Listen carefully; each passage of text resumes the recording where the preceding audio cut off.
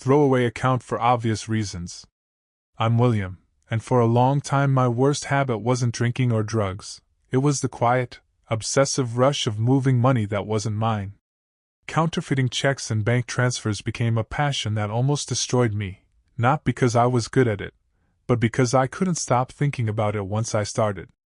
This story is about one job in particular. Not the biggest, not the smartest, just the one that finally cracked something open in me. At the time, I was broke in that special way where your bank app feels like it's mocking you, and your pride is bruised from pretending everything's fine. I wasn't desperate in the movie sense, no sick relative, no ticking clock, but I was angry, bored, and convinced the system was stacked against people like me. That's how I justified it, anyway. I'd already crossed the line before this story begins. I'd told myself I was just experimenting, that it was temporary, that I was smarter than the risks. Each small success made the next step feel less like a crime and more like a challenge. I started to believe I wasn't stealing from people. I was stealing from institutions, from faceless systems that wouldn't even notice. Looking back, that mindset was the real crime scene. Everything else came after. Preparation was never about skill for me. It was about control. Or at least the illusion of it. I didn't wake up one morning with a master plan. It crept in overnights spent scrolling forums, half-reading articles, and convincing myself I was researching, rather than rehearsing a crime. I started by tightening my routine. Same coffee shop, same hours, same neutral clothes. I wanted to feel invisible before I ever made a move. I practiced patience more than anything else, waiting, watching, letting ideas ferment until they felt inevitable instead of reckless. I told myself that if I thought long enough, carefully enough, the risk would somehow evaporate. Most of the prep happened in my head. Running scenarios. Imagining conversations. Playing out worst-case outcomes and then mentally dodging them like I had some kind of sixth sense. I avoided specifics even with myself, because naming things made them feel real, and real things come with consequences. I remember writing reminders to myself that weren't about the act itself, but about how to behave. Don't rush, don't react, don't stand out. It's strange, when you're planning something like this, you spend more energy preparing your emotions than your actions. You rehearse calm. You rehearse normalcy. By the time I told myself I was ready, the truth was I'd already crossed another line. The crime hadn't happened yet, but I'd given it space in my life. And once you do that, it starts rearranging everything around it. The dangerous part of preparation wasn't the logistics. It was how normal it started to feel. I'd sit at my desk late at night, half lit by my laptop screen, telling myself I was just organizing my life. That's what criminals say to themselves before they do something stupid. I'm just getting my ducks in a row. I paid attention to patterns more than actions. Timing, habits, rhythms. When people showed up, when they didn't. What felt rushed, and what felt lazy. I wasn't trying to be clever. I was trying to blend in so completely that no one would ever remember seeing me at all. My biggest fear wasn't getting caught in the moment. It was being memorable. I rehearsed conversations in my head constantly. What I'd say if someone asked a question. How I'd sound calm without sounding rehearsed. I practiced facial expressions in the mirror, which is embarrassing to admit but true. Neutral. Slightly bored. The kind of face that never gets remembered in security footage. There were moments I almost backed out, not because it felt wrong, but because it felt too right. That scared me more than guilt ever did. When something dangerous starts to feel like routine, you stop respecting it. I'd tell myself, just one more time. One clean run. That lie became my favorite one. By the end of that phase, the plan didn't feel like a plan anymore. It felt like a schedule. And that's when I knew I was actually going to do it. The day it happened didn't feel dramatic. That's the part people never believe. There was no ominous music, no sense of destiny, just a dull, buzzing focus, like I was late for something important and didn't want to think about why. I remember noticing stupid details. The weather. The smell of paper and cleaner. How my hands looked steadier than they felt. I kept thinking, this is it, and then immediately thinking, no, it's just another errand. That back and forth was constant, like my brain was trying to talk me out of acknowledging what my body was already doing. Things didn't go exactly as I'd imagined. They never do. A minor delay here, an unexpected interaction there, nothing catastrophic, but enough to spike my heart rate and make time stretch in that horrible, elastic way. Every second felt loud. Every glance felt suspicious, even when no one was paying attention to me at all. What surprised me most was how other people reacted by not reacting. They were polite, distracted, wrapped up in their own problems.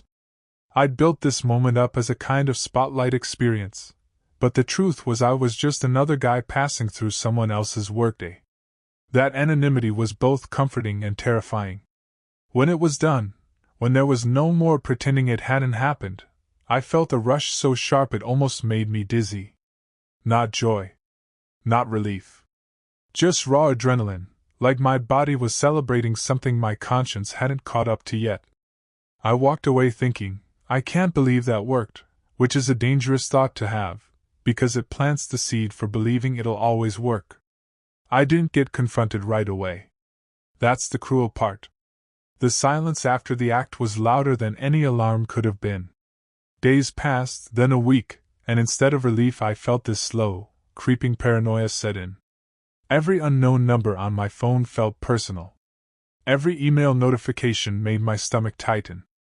The first unexpected consequence wasn't external, it was internal. I started second-guessing my own memory. Did I do that part the way I thought I did? Did I overlook something obvious? When you replay events too many times, they start to mutate. Certainty dissolves into possibility, and possibility is terrifying. Then there were the people around me. Friends noticed I was distracted. Quieter. One of them joked that I looked like I was waiting for bad news.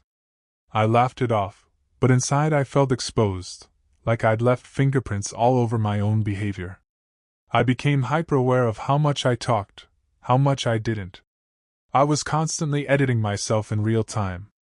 I also caught myself justifying everything more aggressively.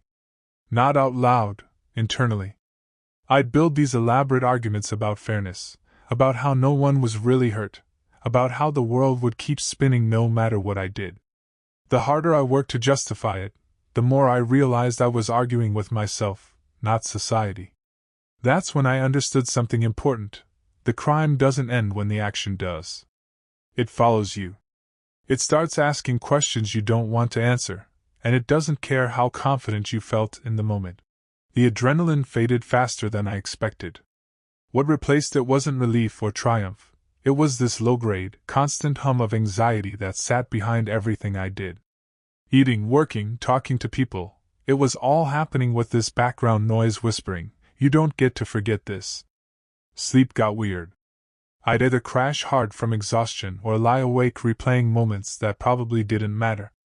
I'd fixate on tiny details, convinced they were evidence of my own stupidity. A look someone gave me. A pause in a conversation.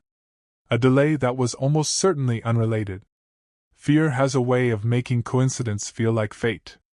What messed me up the most was how split I felt. Part of me was still riding the thrill, still proud in a sick, quiet way. I hated that part of myself. The other part was constantly bracing for impact, waiting for the day everything would unravel. I'd feel both at once, excitement and dread, like my brain couldn't agree on what story it was living in. Guilt didn't come as a dramatic wave. It came in flashes. Small, inconvenient moments where I'd catch my reflection or hear someone talk about trust or honesty, and it would hit me sideways. I wasn't haunted by what I did so much as by who I was becoming while doing it. That's when I realized the emotional cost wasn't a side effect, it was the price of admission. And I'd already paid it, whether I liked it or not. About a month after everything went down, the world started shrinking around me. Not literally, nothing dramatic happened, but socially, emotionally, everything felt tighter. Like the walls had moved an inch closer when I wasn't looking.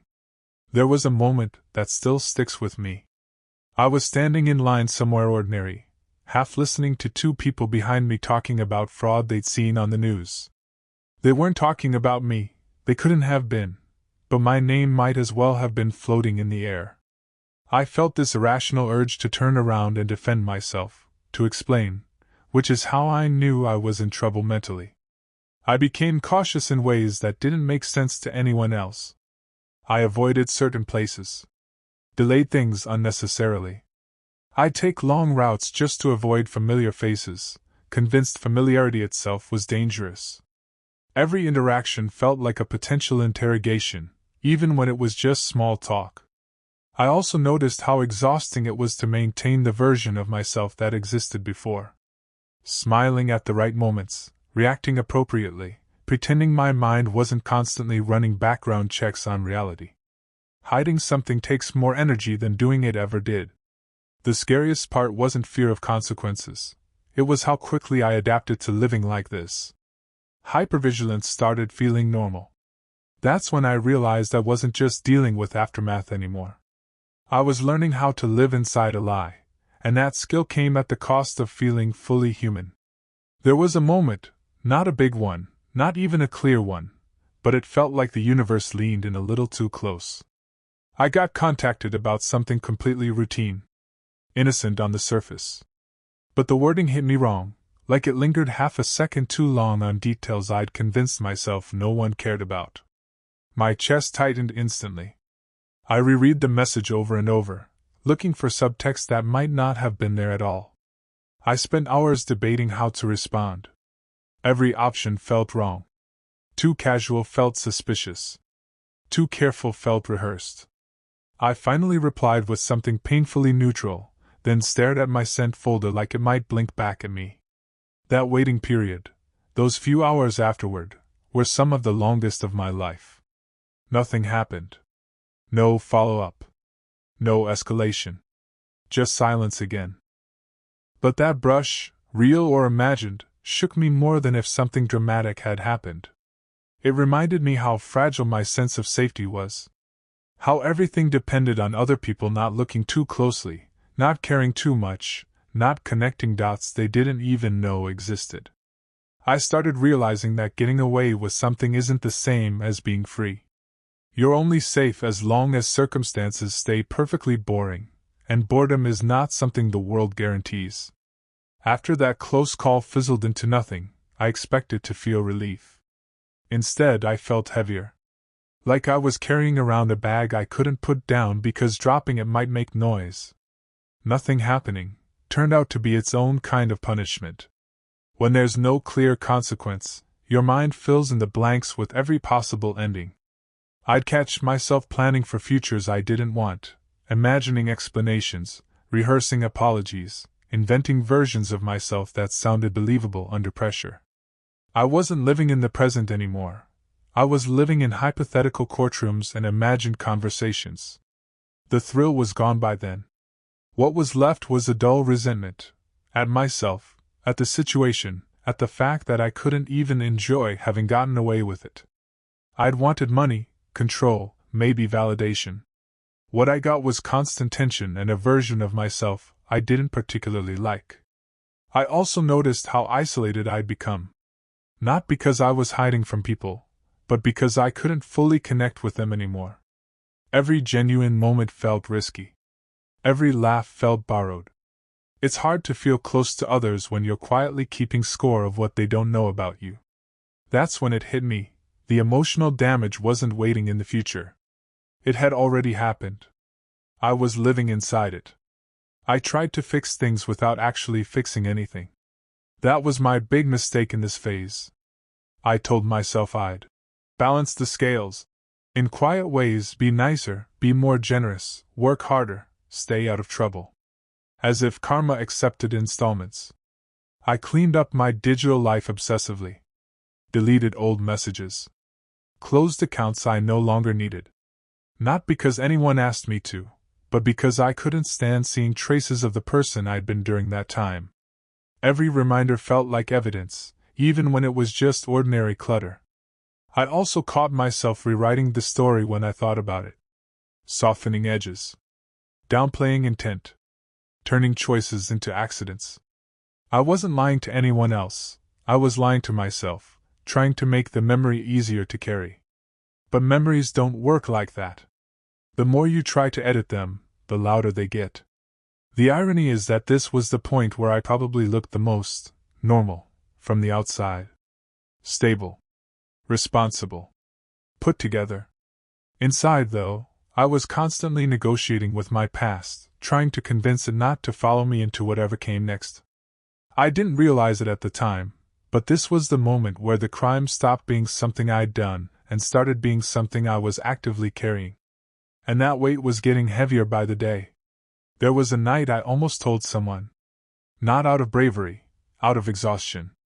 We were sitting in a dim apartment, the kind of late hour where conversations drift into honesty whether you want them to or not.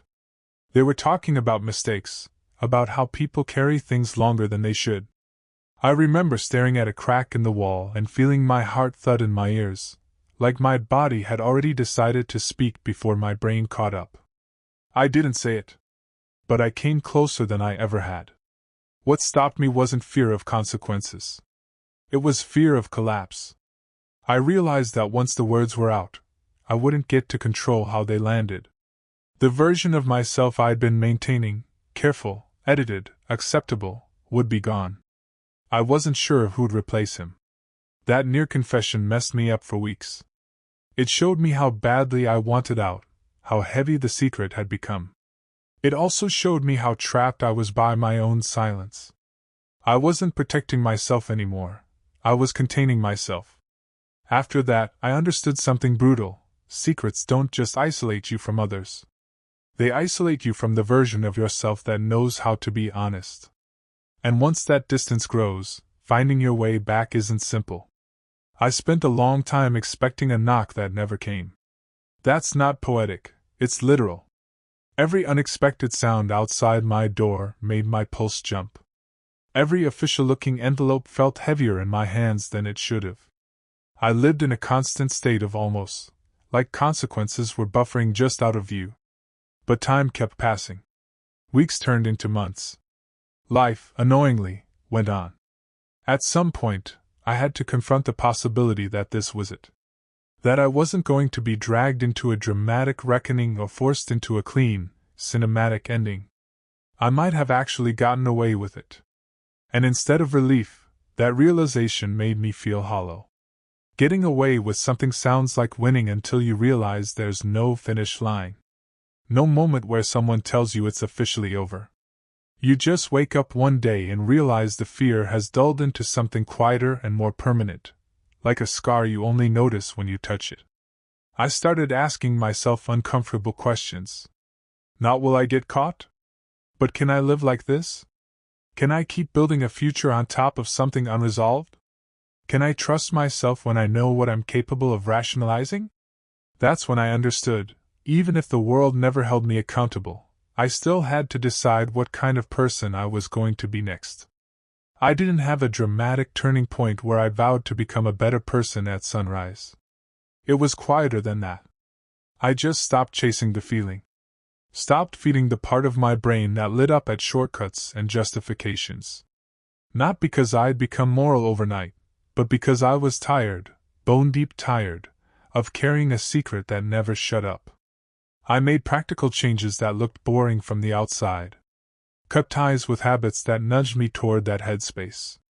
Put distance between myself and situations where I'd start negotiating with my conscience. I focused on work I could point to and say, "This is clean." That mattered more to me than I expected. There were days I missed the rush. I won't lie about that. The brain remembers intensity more clearly than peace. But I'd remind myself of the cost, the paranoia, the isolation, the constant internal surveillance. The price was never just the risk, it was the version of myself I had to become to keep going. No one congratulated me. No bells rang. Life didn't reset. It just steadied. And that steadiness, after everything, felt like mercy. I didn't erase what I did. I learned to live forward without pretending it didn't happen. And for the first time in a long while, that felt like an ending I could actually stand behind. Even now, long after the fear cooled and the urge dulled, parts of it still surface when I'm not expecting them. Not cravings, memories. Certain phrases. Certain smells. Moments where I catch myself thinking in shortcuts and have to consciously slow down. It's strange what sticks and what doesn't. The biggest thing I carry isn't shame so much as clarity. I learned how easily I can talk myself into almost anything if it benefits me enough and challenges me just enough. That knowledge is uncomfortable, but it's also useful. I don't get to pretend I'm incapable of crossing lines anymore, and weirdly, that honesty has made it easier not to. I also stopped romanticizing intelligence. For a long time, I confused being clever with being in control. I thought outsmarting a system meant I was above it. What I didn't understand was that the system didn't need to beat me to win. All it had to do was let me live with what I'd done. If you're reading this and feeling that familiar itch, the one that tells you you're different, smarter, justified, I won't preach. I'll just say this: the moment you start narrating your own life like a loophole, you're already losing something you won't notice until it's gone. One more part after this. And yeah, it matters. If there's any reason I'm writing this now, it's not to confess for absolution or to pretend I've got it all figured out. It's because I know how easy it is to stand at the edge of something stupid and tell yourself a good story about why it's fine. I did that better than most. What I learned is this: the most dangerous part of a crime isn't the risk of getting caught, it's the slow erosion of your internal boundaries. You don't wake up one day as the kind of person who does this. You become that person one rationalization at a time.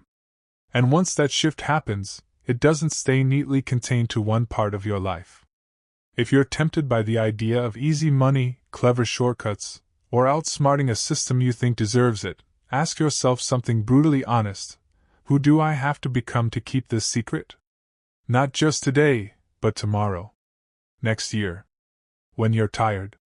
When you're stressed. When something actually important is on the line. I didn't get caught. I won't pretend otherwise. But I also didn't get away clean.